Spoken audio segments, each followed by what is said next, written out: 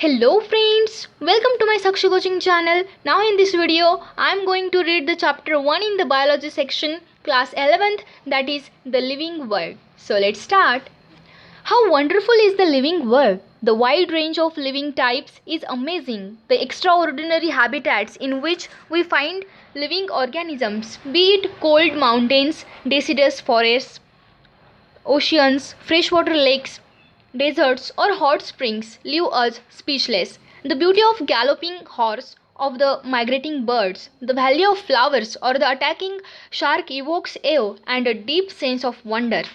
The ecological conflict and cooperation among members of a population and among populations of a community, or even the molecular traffic inside a cell, make us deeply reflect on what indeed is life. This question has two implicit questions within it. The first is a technical one and seeks answer to what living is as opposed to the non-living, and the second is philosophical one and seeks answer to what the purpose of life is. As scientists, we shall not attempt answering the second question. We will try to reflect on what is living. 1.1 What is living? When we try to define living, we conventionally look for distinctive characteristics exhibited by living organisms. Growth, reproduction, ability to sense environment and mount a suitable response come to our mind immediately as unique features of living organisms. One can add a few more features like metabolism, ability to self replicate, self organize, interact, and emergence to this list. Let us try to understand each of these. All living organisms grow. Increase in mass and increase in number of individuals are twin characteristics of growth. A multicellular organism grows by cell division. In plants, this growth by cell division occurs continuously throughout their lifespan. In animals, this growth is seen only up to a certain age. However, cell division occurs in certain tissues to replace lost cells. Unicellular organisms also grow by cell division. One can easily observe this in vitro cultures by simply counting the number of cells under the microscope. In majority of higher animals and plants, growth and reproduction are mutually exclusive events. One must remember that increase in body mass is considered as growth. Non-living objects also grow. If we take a increase in body mass as a criterion for growth, mountains, boulders and sand mounds do grow. However, this kind of growth exhibited by non-living objects is by accumulation of material on the surface. In living organisms, growth is from inside. Growth therefore cannot be taken as a defining property of living organisms. Conditions under which it can be observed in all living organisms have to be explained, and then we understand that it is a characteristic of living systems. A dead organism does not grow. Reproduction likewise is a characteristic of living organisms. In multicellular organisms, reproduction refers to the production of progeny possessing features more or less similar to those of parents. Invariably and implicitly, we refer to sexual reproduction. Organisms reproduce by asexual means also. Fungi multiply and spread easily due to the millions of asexual spores they produce. In lower organisms like yeast and hydra, we observe budding. In planaria, flatworms, we observe true regeneration, that is, a fragmented organism regenerates the lost part of its body and becomes a new organism.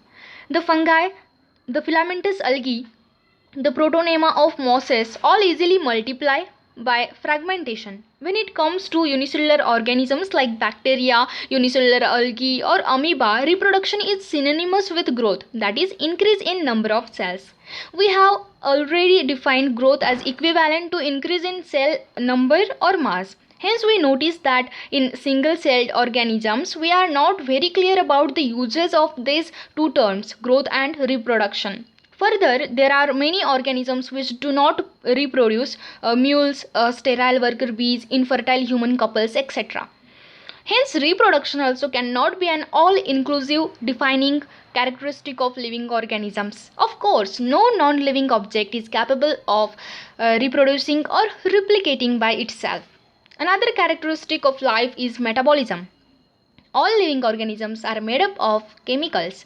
These chemicals, small and beak belonging to various classes, sizes, functions, etc. are constantly being made and changed into some other biomolecules. These conversions are chemical reactions or metabolic reactions. There are thousands of metabolic reactions occurring simultaneously inside all living organisms, be they unicellular or multicellular. All plants, animals, fungi, and microbes exhibit metabolism. The sum total of all the chemical reactions occurring in our body is metabolism. No non-living object exhibits metabolism. Metabolic reactions can be demonstrated outside the body in cell-free systems. An isolated metabolic reaction outside the body of an organism performed in a test tube is neither living nor non-living. Hence, while metabolism is a defining feature of all living organisms without exception. Isolated metabolic reactions in vitro are not living things but surely living reactions. Hence, cellular organization of the body is the defining feature of life forms. Perhaps the most obvious and technically complicated feature of all living organisms is this ability to sense their surroundings or environment and respond to these environmental stimuli, which could be physical, chemical, or biological. We sense our environment through our sense organs. Plants respond to external factors like light, water, temperature, other organisms, pollutants, etc. All organisms, from the prokaryotes to the most complex eukaryotes, can sense and respond to environmental cues. Photoperiod affects reproduction in seasonal breeders, both plants and animals. All organisms handle chemicals entering their bodies. All organisms therefore are aware of their surroundings. Human being is the only organism who is aware of himself, that is, has self-consciousness. Consciousness therefore becomes the defining property of living organisms. When it comes to the human beings, it is all the more difficult to define the living state. We observe patients lying in coma in hospitals virtually supported by machines which replace heart and lungs. The patient is otherwise brain dead. The patient has no self-consciousness. Are such patients who never come back to normal life living or non-living?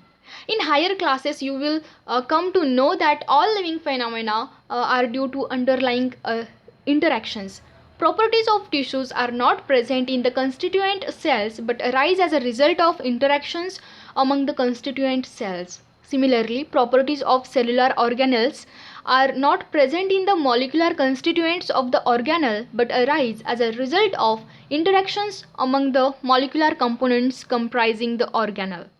These interactions result in emergent properties at a higher level of organization. This phenomenon is true in the hierarchy of organizational complexity at all levels. Therefore, we can say that living organisms are self-replicating, evolving, and self-regulating interactive systems capable of responding to external stimuli. Biology is the story of life on Earth. Biology is the story of evolution of living organisms on Earth. All living organisms, present, past, and future, are linked to one another by sharing of the common genetic material, but to varying degrees. 1.2 Diversity in living world. If you look around, you will see a large variety of living organisms, be it potted plants, insects, birds, your pets, or other animals and plants. There are also several organisms that you cannot see with your naked eye, but they are all around you. If you were to increase the area that you make observations in, the range and the variety of organisms that you see would increase. Obviously, if you were to visit a dense forest, you would probably see a much greater number and kinds of living organisms in it. Each different kind of plant, animal, or organism that you see represents a species. The number of species that are known and described range between 1.7 to 1.8 million. This refers to biodiversity, or the number and the types of organisms present on Earth. We should remember here that as we explore new areas and even old ones, new organisms are continuously being identified. As stated earlier, there are millions of plants and animals in the world. We know the plants and animals in our own area by their local names. These local names would vary from place to place, even within a country. Probably you would recognize the confusion that would be created if we did not find ways and means to talk to each other to refer to organisms we are talking about. Hence, there is a need to standardize the naming of the living organism such that a particular organism is known by the same name all over the world. This process is called nomenclature. Obviously, nomenclature or naming is only possible when the organism is described correctly and we know to what organism the name is attached to. This is identification. In order to facilitate the study, a number of scientists have established procedures to assign a scientific name to each known organism. This is acceptable to biologists all over the world. For plants, scientific names are based on agreed principles and criteria which are provided in the International Code for Botanical Nomenclature (ICBN). You may ask, how are the animals named? Animal taxonomists have evolved International Code of Zoological Nomenclature (ICZN). The scientific names ensure that each organism has only one name. Description of any organism should enable the people to arrive at the same name. They also ensure that such a name has not been used for any other known organism. Biologists follow universally accepted principles to provide scientific names to known organisms. Each name has two components, the generic name and the specific epithet. This system of providing a name with two components is called binomial nomenclature. This naming system given by the Carolus Linnaeus is being practiced by biologists all over the world. This naming system using a two-word format was found convenient. Let us take the example of mango to understand the way of providing scientific names better. The scientific name of the mango is written as Mangifera indica. Let us see how it is a binomial name. In this name, Mangifera represents the genus while indica is a particular species or a specific epithet. Other universal rules of nomenclature are as follows. First, biological names are generally in Latin and written in italics. They are Latinized or derived from Latin irrespective of their origin. Second, the first word in a biological name represents the genus while the second component denotes the specific epithet. Third, both the words in a biological name, when handwritten, are separately underlined or printed in italics to indicate their Latin origin. Fourth, the first word denoting the genus starts with the capital letter while the specific epithet starts with a small letter. It can be illustrated with the example of Mangifera indica. Name of the author appears after the specific epithet, that is at the end of the biological name, and is written in an abbreviated form. Example, Mangifera indica Linn.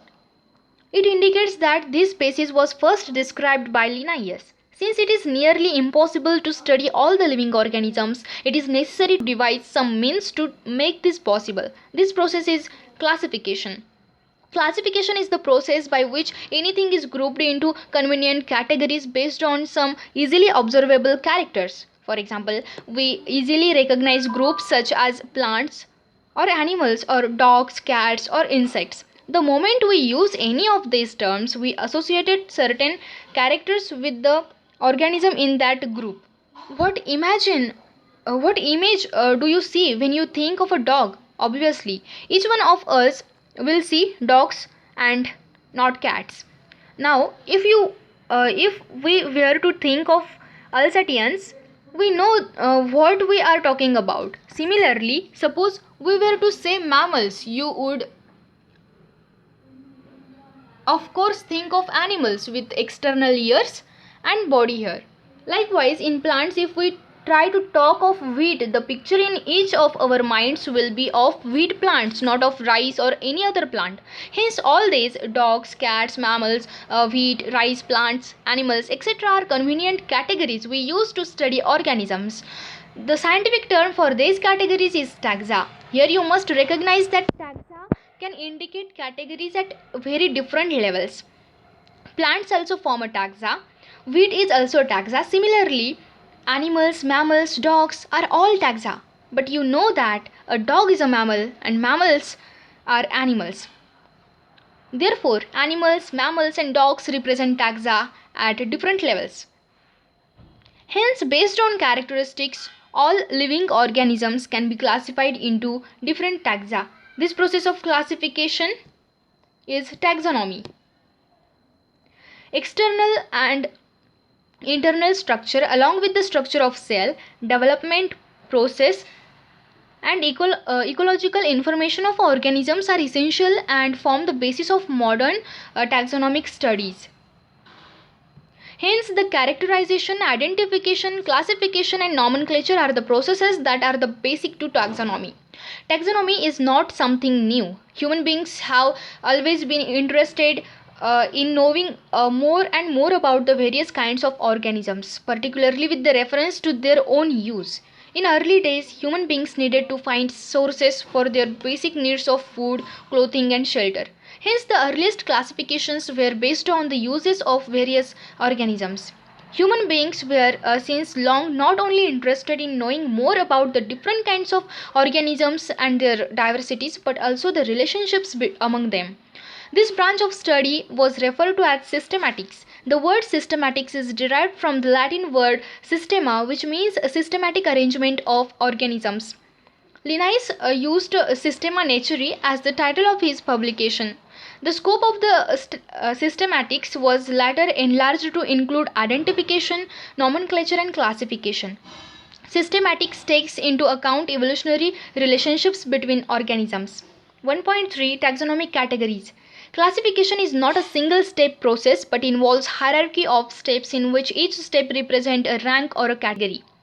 Since the category is a part of overall taxonomic arrangement, it is called the taxonomic category, and all categories together constitute the taxonomic hierarchy. Each category referred to as the unit of classification, in fact represent a rank and is commonly termed as taxon. Taxonomic categories and hierarchy can be illustrated by an example. Insects represent a group of organisms sharing common features like three pairs of jointed legs. It means insects are recognizable concrete objects which can be classified and thus were given a rank or category. Can you name other such groups of organisms? Remember, groups represent category. Category further denotes rank, and each rank or taxon in fact represent a unit of classification. These taxonomic groups or categories are distinct biological entities and not merely morphological aggregates. Taxonomical studies of all known organisms have led to the development of common categories such as kingdom, phylum, or division for plants, class, order, family, genus, and species. All organisms, including those in the plant and the animal kingdoms, have species as the lowest category.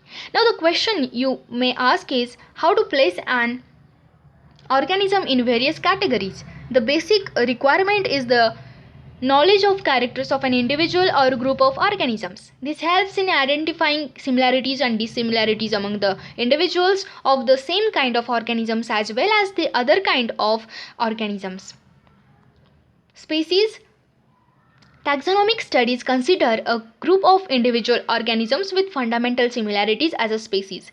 One should be able to distinguish one species from the other closely related species based on the distinct morphological differences. Let us consider Mangifera indica, Solanum tuberosum potato, and Panthera leo lion.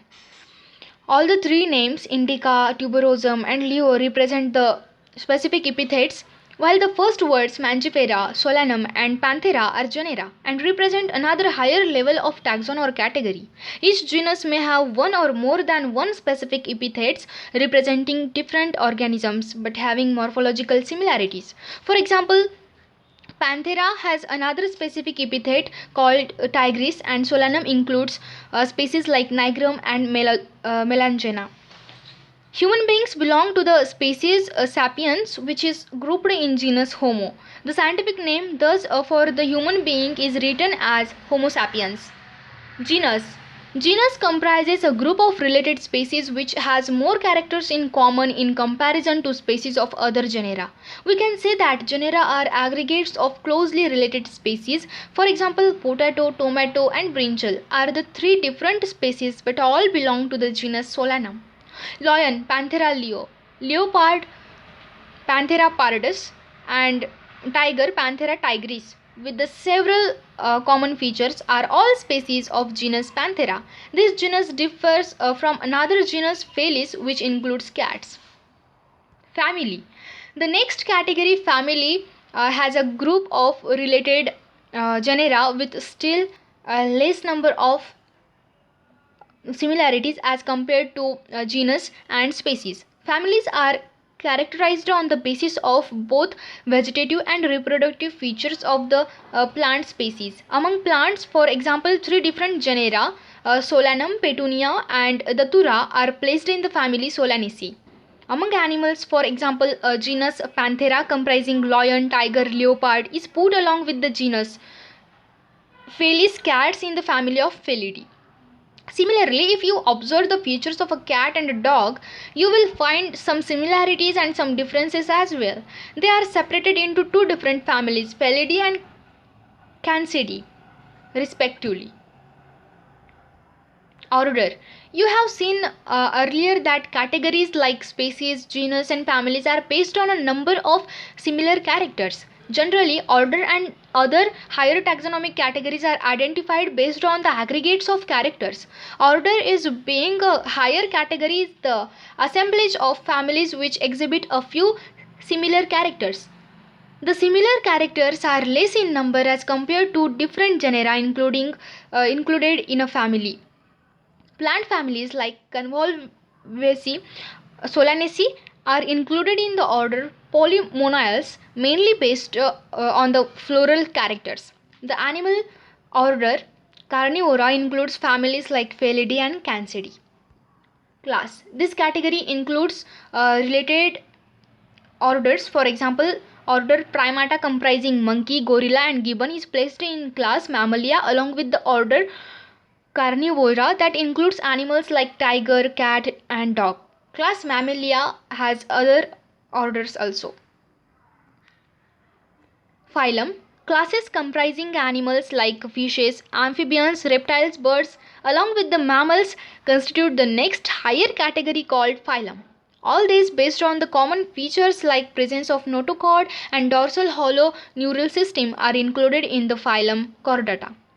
In case of plants, classes with a few similar characters are assigned to a higher category called division. Please remember this sequence like K, P, C, O, F, G, S. K means kingdom, then P, phylum or division, C, class, O, order, F, family, G, genus, and S, species. K, P, C, O, F, G, S. 1.3.7, that is kingdom. All animals belonging to various phyla are assigned to the highest category called kingdom Animalia in the classification system of animals. The kingdom Plantae, on the other hand, is distinct and comprises all plants from various divisions. Henceforth, we will refer to these two groups as animal and plant kingdoms. The taxonomic categories from species to kingdom have been shown in ascending order, starting with species in figure 1.1. These are broad categories. However, taxonomists have also developed subcategories in this hierarchy to facilitate more sound and scientific placement of various taxa. Look at the hierarchy in the figure 1.1. Can you recall the basis of arrangement? Say, for example, as we go higher from species to kingdom, the number of common characteristics goes on decreasing. Lower the taxa, more are the characteristics that the members within the taxon share. Higher the category, greater is the difficulty of determining the relationship to other taxa at same level. Hence, the problem of classification becomes more complex. Table 1.1 indicates the taxonomic categories to which some common organisms like housefly, man, mango, and wheat belong. Table 1.1, organisms with their taxonomic categories. First is man. Biological name is Homo sapiens, genus Homo, family Hominidae, and order is Primata. Class is Mammalia and phylum is Chordata. Housefly, Musca domestica. Musca is the genus, Musidae is the family, Diptera is the order, class is the Insecta. and Arthropoda is phylum. Mango, biological name is Mangifera indica, genus is Mangifera, family is Anacardiaceae, and order is Sapindales, class is Dicotyledone, and division is Angiospermae. Wheat, biological name is Triticum aestivum, genus is Triticum, and family is Poaceae, order is Poales, class is Monocotyledone, and division is Angiospermae. Taxonomical aid. Taxonomic studies of various species of plants, animals, and other organisms are useful in agriculture, forestry, industry, and in general in knowing our bioresources and their diversity. These studies would require correct classification and identification of organisms. Identification of organisms requires intensive laboratory and field studies. The collection of actual specimens of a plant and animal species is essential and is the prime source of taxonomic studies. These are also fundamental to studies and essential for training in systematics. It is used for the classification of an organism, and the information gathered is also stored along with the specimens. In some cases, the specimen is preserved for future studies. Biologists have established certain procedures and techniques to store and preserve the information as well as the specimens. Some of these are explained to help you understand the uses of these aids. Herbarium. Herbarium is a storehouse of collected plant specimens that are dried, pressed, and preserved on sheets. Further, these sheets are arranged according to a universally accepted system of classification. These specimens, along with their descriptions on herbarium sheets, become a storehouse or repository for future use. The herbarium sheets also carry a label providing information about date and place of collection, English, local, and botanical names, family, collector's name, etc. Herbaria also serve as a quick referral systems in taxonomical studies. Botanical gardens. These specialized gardens have collections of living plants for reference. Plant species in these gardens are grown for identification purposes, and each plant is labeled indicating its botanical scientific name and its family. The famous botanical gardens are at Kew, England, Indian Botanical Garden, Howrah, India, and at National Botanical Research Institute, Lucknow, India. Museum. Biological museums are generally set up in educational institutes such as schools and colleges. Museums have collections of preserved plant and animal specimens for study and reference. Specimens are preserved in the containers or jars in preservative solutions. Plant and animal specimens may also be preserved as dry specimens. Insects are preserved in insect boxes after collecting, killing, and pinning. Larger animals like birds and mammals are usually stuffed and preserved. Museums often have collections of skeletons of animals too. Zoological parks. These are the places where wild animals are kept in protected environments under the human care, and which enable us to learn about their food habits and behavior. All animals in a zoo are provided as far as possible the conditions similar to their natural habitats. Children love visiting these parks, commonly called zoos. Key. Key is another taxonomical aid used for identification of plants and animals based on the similarities and dissimilarities. The keys are based on the contrasting characters generally in a pair called couplet. It represents the choice made between the two opposite options. This results in acceptance of only one and rejection of other. Each statement in the key is called a lead. Separate taxonomic keys are required for each taxonomic category such as family, genus, and species for identification purposes. Keys are generally analytical in nature. Flora, manuals, monographs, and catalogs are some other means of recording descriptions. They are also help in correct identification. Flora contains the actual account of habitat and distribution of plants of the given area. These provide the index of the plant species found in a particular area. Manuals are useful in providing information for identification of names of species found in an area. Monographs contain information of any one taxon. Summary: the living world is rich in variety. Millions of plants and animals have been identified and described, but a large number still remains unknown. The very range of organisms in terms of size, color, habitat, physiological and morphological features make us seek the defining characteristics of living organisms. In order to facilitate the study of kinds and diversity of organisms, biologists have evolved certain rules and principles for identification, nomenclature, and classification of organisms. The branch of knowledge dealing with these aspects is referred to as taxonomy. The taxonomic studies of various species of plants and animals are useful in agriculture, forestry, industry, and in general for knowing our bioresources and their diversity. The basics of taxonomy, like identification, naming, and classification of organisms, are universally evolved under international codes. Based on the resemblances and distinct differences, each organism is identified and assigned a correct scientific or biological name comprising two words as per the binomial system of nomenclature. An organism occupies a place or position in the system of classification.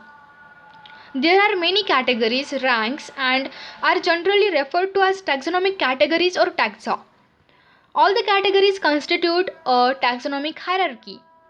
Taxonomists have developed a variety of taxonomic aids to facilitate identification, naming, and classification of organisms. These studies are carried out from the actual specimens which are collected from the field and preserved as referrals in the form of herbaria, museums, and in botanical gardens and zoological parks. It requires special techniques for collection and preservation of specimens in herbaria and museums. Live specimens, on the other hand, of the plant and animals are found in botanical gardens or in zoological parks. Taxonomists also prepare and disseminate information through manuals and monographs for further taxonomic studies. Taxonomic keys are the tools that help in identification based on characteristics. Chapter is completed now. If you like this video, please like, share, and subscribe to my channel. Thank you.